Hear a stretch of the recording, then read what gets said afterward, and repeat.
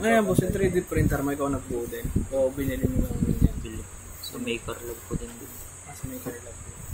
Ito, Biologs. Makikita nyo dyan yung logs. Balik, di ba, delete ko muna. Madi-delete yung mga files dito sa data. Pupasok mo sa data. Wala. Data.txt. Tapos, sisync ko yung logs galing dito. Bali, nakasave din kasi siya sa memory card. Tapos, refresh. Yan na siya.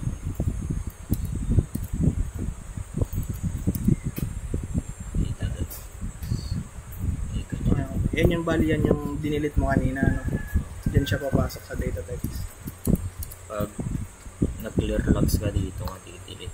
Pero hindi masasamang madi-delete yung nasa memory card. Doon sa system lang niya.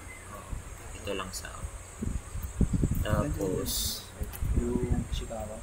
binigay ko na itong sync time kapag kasi nalulobat itong battery, nawawala yung real time reading niya. Kaya kailangan yung mag-sync time para ma-send yung time dito papunta dito sa RTC para hindi na kayo mag-manual na upload ulit ng bali sync time tsaka sync logs para kapag nag-clear log dyan sa data mapupunta sa memory card na. Tapos kapag pinuntahan yung data text nandun lahat ng parang kinder lahat ng data namin. Tama ba boss? Gets mo? sync mga rin wala na delete na naman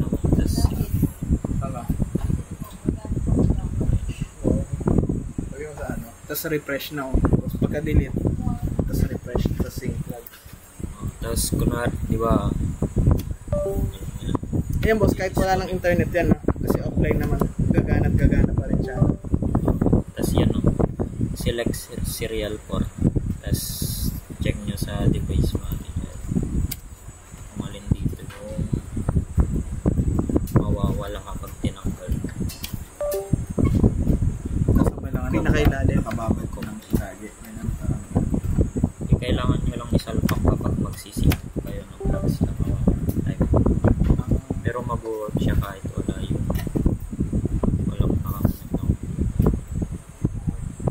connect pero kung babasihan ng data reading kailangan na salpak siya sa mismo internet sa mismong laptop ganun kung para makuha yung real time para makuha nyo yung data dito pero kung kahit di naman nakasaksak sa laptop gagana pa rin yung RFID reader tapos diba na-save na dito yung mga logs kahit tanggalin nyo to hindi siya mawawala hindi yan mawawala basta hindi nyo i-clear okay pero pag clear na rin yan tapos hindi pupuntahan natin yung data text ang sinasabi niya tapos doon mapupunta yung mga pinag-clear natin yung mga na-clear then siya pupunta sa cache parang cache yan at kapag clear logs kayo deleted na yun deleted na kaya naka-recycle ko rin wala na din siya kasi yung mga nakasaksakan ko fresh ports hindi na matitake yung commit port tsaka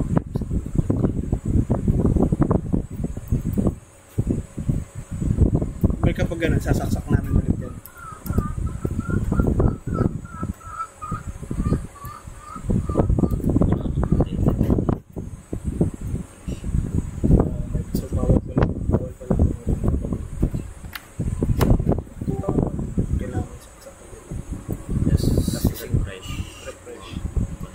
bumalik yung commit diba?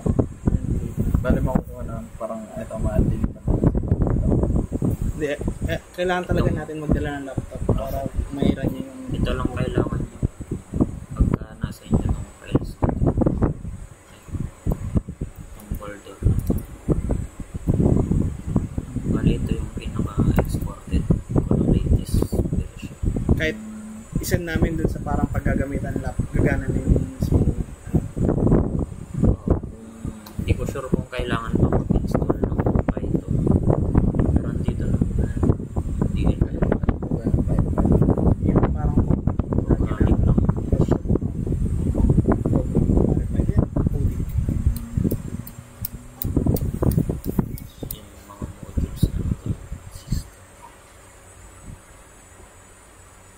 nagchat-chat GPT kayo, madali nyo na lang mag-gets yan.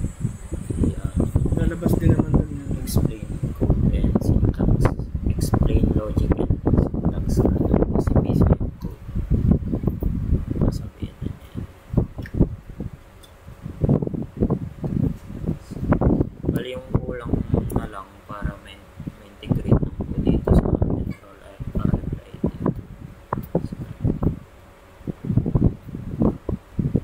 Tapos sync ng item.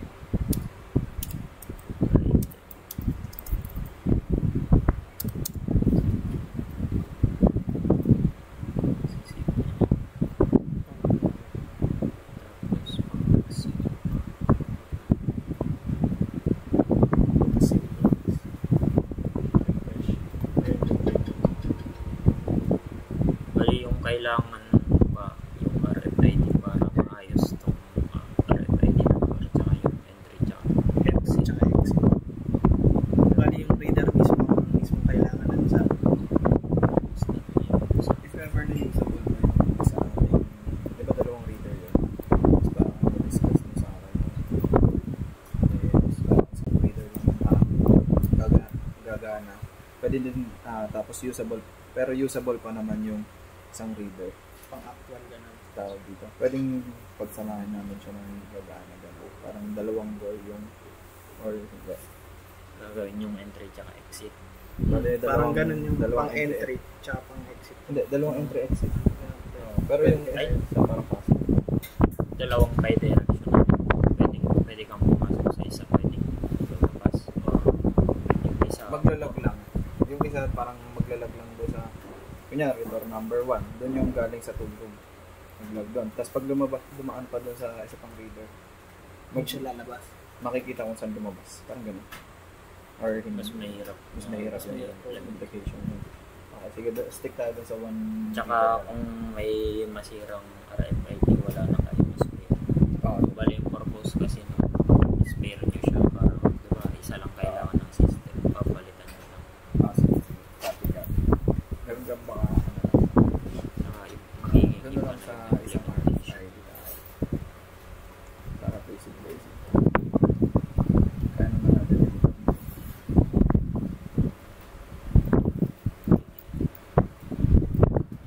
Mga coding tutorial din naman tayo.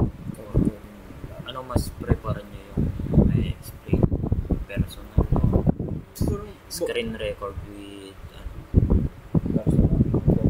or what? kasi pwede ba parehas ko yan? Rest na lang. Tas, Para maliwanagan din tayo. Sila Phoenix na. Pag ginagawa ko na-upload ko sa YT pero unlisted lang. sa mismong parang kami lang makaka-access Yung may hawak lang ng link yung mga kupan. Parang cheaper.